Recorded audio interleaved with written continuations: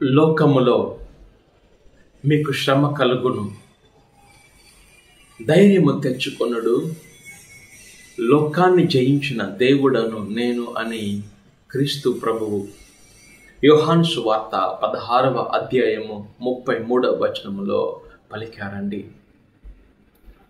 దేవుణ్ణి మనము నమ్మినప్పుడు, ఆయన్ని మనము ప్రేమించినప్పుడు, ఆయన్ని మనం అనుసరిస్తున్నప్పుడు మనకు శ్రమ రాదు, కష్టాలు రావు అని అనుకోకూడదు. ఎందుకంటే దేవుని యొక్క బిడ్డలకు కూడా కష్టాలు, శ్రమలు, అనారోగ్య పరిస్థితులు ఇవన్నీ వస్తాయి.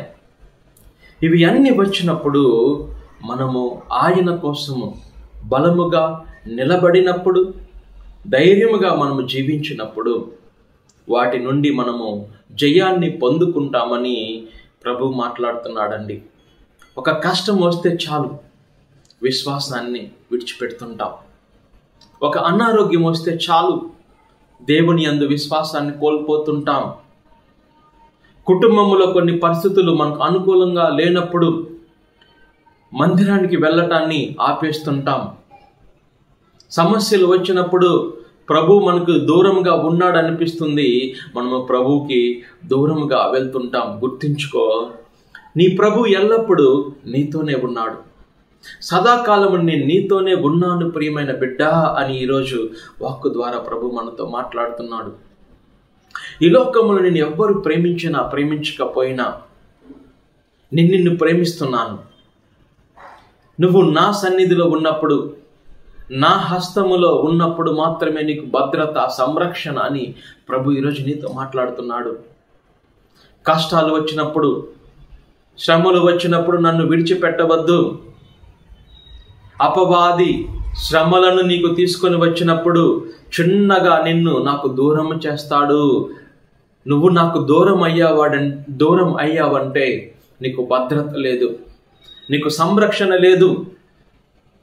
అపవాది యొక్క తంత్రములలో ఇది ఒక ముఖ్యమైన తంత్రము. కష్టాలు తీసుకొస్తాడు. కష్టాలు వచ్చినప్పుడు చిన్నగా నిన్ను దేవునికి దూరం చేస్తాడు. నువ్వు దేవునికి దూరం అయినప్పుడు నిన్ను నాశనం చేస్తాడు. ఈరోజు పరిశుద్ధాత్మ దేవుడు నీతో మాట్లాడుతున్నాడు. నా హస్తములలో నువ్వు ఉన్నంత వరకే నీకు భద్రత. కష్టాలు వచ్చిన, శ్రమలు వచ్చిన, వ్యాధులు వచ్చిన, నిందలు పాలైనా, నువ్వు ఏ పరిస్థితిలో ఉన్నా నన్ను విడిచిపెట్టవద్దు. నా చెంతకురా ప్రియమైన బిడ్డ అని ప్రభు మాట్లాడుచున్నాడండి. ఏది శాశ్వతము కాదు. నీకున్నటువంటి కష్టము శాశ్వతము కాదు. నీ బాధలు శాశ్వతము కాదు. నీ ఒంటరితనము శాశ్వతము కాదు. నీ భయము శాశ్వతము కాదు. ఏది శాశ్వతం కాదు. అపవాది చెప్తుంటాడు, ఇక నీ కష్టాలు తొలగిపోవు, నీ శ్రమలు ఇక తొలగిపోవు, నీకు మరలా ఆరోగ్యము కలుగదు. ఎందుకు నువ్వు జీవిస్తున్నావు? ఆయన ఉంటే నీ జీవితం ఎందుకు ఇలా అయిపోయింది? ఆయన లేడు, చనిపో, ఎందుకు జీవించాలి అని అపవాది ఇలా నీతో మాట్లాడుతుంటాడు. గుర్తించు, దేవుడు ఈరోజు సూటిగా నీతోనే మాట్లాడుతున్నాడు.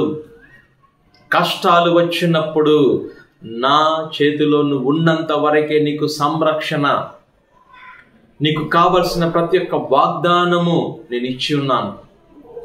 నీకు అనారోగ్యం ఉందా? స్వస్థపరిచే దేవుడను నేనే. నీకు భయం కలుగుతుందా? నిన్ను ధైర్యపరిచే దేవుడను నేనే. నువ్వు ఒంటరిగా ఉన్నావా? నా ఆదరణకర్త ఇప్పుడు నీకు తోడుగా ఉన్నాడు. అందరు నిన్ను విడిచిపెట్టారా? నీ తల్లి నిన్ను విడిచిపెట్టినా నిన్ను విడువని ఎడబాయని దేవుడను నేను ఉన్నాను. సదాకాలం నేను నీతోనే ఉన్నాను ప్రియమైన బిడ్డ. కష్టాలు వచ్చినప్పుడు కృంగిపోవద్దు, వేదనలకు గురి కావద్దు. దేవునితో ఉన్నటువంటి కనెక్షన్కి, దేవునితో ఉన్నటువంటి బంధాన్ని దూరం చేసుకోవద్దు. అయ్యా, నాకు ఈ సమస్య వచ్చింది, నాకు తెలుసు, నువ్వు సమర్థుడవు. త్వరలోనే నన్ను ఇందులోంచి బయట పడవేయగలిగినటువంటి సమర్థుడవు నువ్వే నాయనా.